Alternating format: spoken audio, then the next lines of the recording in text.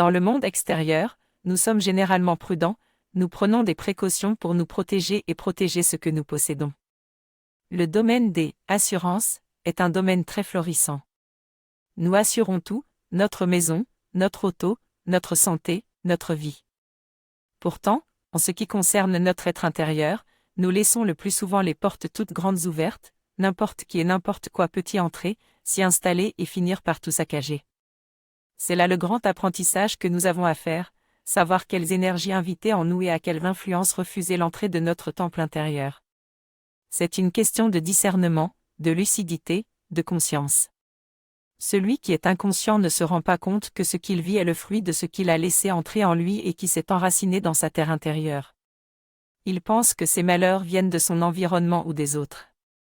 Il se plaint, crie à l'injustice et demande à être délivré de ses problèmes. Il est comme un enfant, il ne sait pas qu'il est le seul responsable de sa vie. Celui qui devient conscient apprend à choisir les influences qu'il veut voir dans sa vie. Il respecte tout ce qui existe, mais il sait dire non à ce qui ne lui convient pas et accueillir ce qui est bon pour lui. Si toutes les religions ont bâti des temples, c'est pour nous rappeler qu'il y a à l'intérieur de nous un lieu d'éternité et de félicité. C'est un lieu sacré, situé dans le cœur, entouré d'une protection qui le rend invisible. C'est un espace où l'on peut se réfugier pour entrer en conversation avec notre être intérieur, notre âme, et même avec Dieu ou ses représentants, comme les anges. L'humain peut vivre des vies et des vies en ignorant totalement la présence en lui de ce lieu qui l'unit à l'éternité. Ils sont nombreux ceux qui passent à côté de la porte étroite qui mène à cet espace secret. Ils sont comme des apatrides qui n'ont pas de maison, de tradition, de racines. Seul celui qui cherche à entrer dans cet espace-temple du cœur pourra rencontrer la merveille. C'est une flamme de Dieu qui est allumée en permanence par la vie immortelle. C'est un sanctuaire invisible dans lequel le corps et le moi mortel n'existent plus. Dans ce lieu sacré, Dieu seul est vivant, c'est son intelligence qui illumine et sa sagesse qui gouverne. Retrouve en toi ce lieu sacré et regarde-toi comme la merveille que tu es, une âme immortelle animée par une lumière intérieure qui n'appartient pas au monde de l'homme.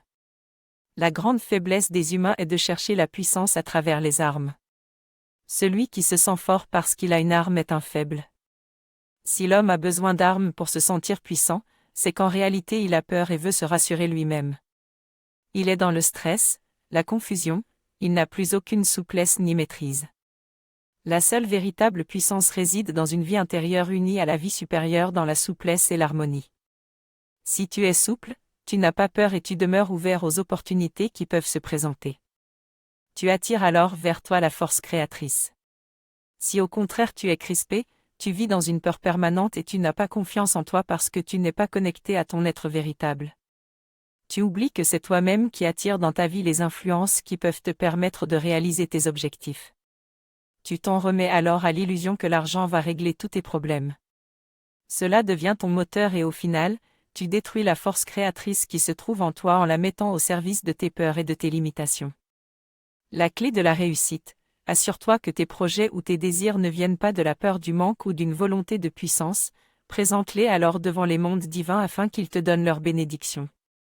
Si l'humanité vit dans un état de guerre quasi permanent, c'est que chacun ne pense qu'à protéger son petit bien-être mortel, ce qu'il a acquis et qu'il ne veut partager avec personne. S'il en est ainsi, c'est que nous avons oublié la partie immortelle de notre être pour ne tenir compte que de ce monde de densité dans lequel nous nous sommes incarnés. Nous avons ainsi été éduqués pour être emprisonnés en nous-mêmes, nous ne communiquons plus avec Dieu, ni avec ses anges, ni avec la nature vivante, ni avec nos semblables. Nous vivons dans une bulle hypnotique que nous n'arrivons plus à traverser. Chacun ne parle qu'avec son propre reflet, son écho, cherchant sans cesse à valider sa propre existence à l'extérieur de lui-même. Pour briser ce mur qui nous empêche de sortir de nous-mêmes, il faut cesser de s'accrocher à nos idées toutes faites, au plan de vie que nous avons élaboré pour devenir riches, célèbres ou puissants. Il faut entrer dans la souplesse et se concentrer sur ce qui constitue notre richesse intérieure, l'immortalité qui nous habite. Identifie-toi à la fleur qui, sortie de la dureté de la graine, s'élève dans la douceur et la souplesse pour s'ouvrir au monde en toute simplicité, dans une manifestation puissante et magnifique. C'est une tendance innée chez les humains de prendre parti, de se positionner d'un côté ou de l'autre. Pour ou contre, bien ou mal, vrai ou faux, bon ou mauvais, nous vivons dans une dualité permanente. C'est comme si la neutralité n'existait pas. Quand on juge, en bien ou en mal, ce qui est à l'extérieur de soi, on s'associe avec les influences qui se tiennent derrière ce que l'on regarde. C'est ainsi qu'on s'éloigne de soi-même et de notre source intérieure. On entre dans un état de dispersion qui nous fait perdre de vue notre être réel, ce que nous sommes de toute éternité. Nous nous identifions à ce que nous ne sommes pas, plutôt qu'à ce que nous sommes réellement. Apprenons à être neutres, à cultiver en nous le calme, le silence et l'écoute attentive. Apprenons à contrôler nos attitudes et nos réactions face aux influences extérieures qui viennent nous solliciter. Apprenons à ne pas réagir et à demeurer concentrés sur la source divine qui se tient dans notre intimité.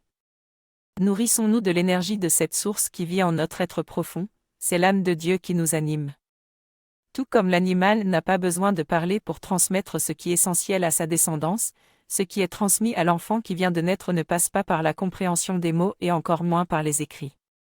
Les valeurs familiales se transmettent avant tout par la subtilité qui se dégage des membres de la famille et de l'environnement.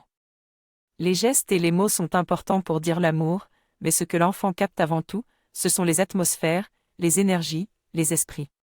Quoi que nous accomplissions à travers le visible, ce qui demeurera en l'être qui vient de naître, c'est la réalité de ce qu'il aura ressenti et vécu dans les éthers. Il en est de même pour la transmission orale, la parole doit être vécue pour être transmise, car c'est l'invisible de la parole qui se transmet et non la parole elle-même. Dire à quelqu'un ce qu'il doit faire et agir soi-même à l'inverse, c'est transmettre le faux, et alors c'est l'esprit du mensonge qui agit et féconde.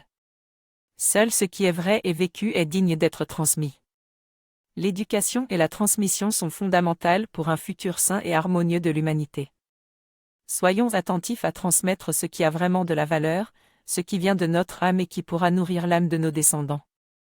Nous sommes tellement programmés par des mondes dont nous sommes inconscients que, bien souvent, il n'y a que l'épreuve, la souffrance qui permet de nous éveiller et de commencer à regarder le monde d'une autre façon.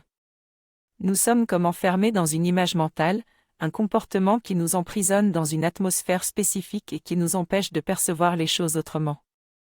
L'épreuve sert simplement à ébranler ces certitudes et ces croyances, qui ne nous appartiennent pas mais qui nous ont été inculquées par des intelligences qui se servent de nous.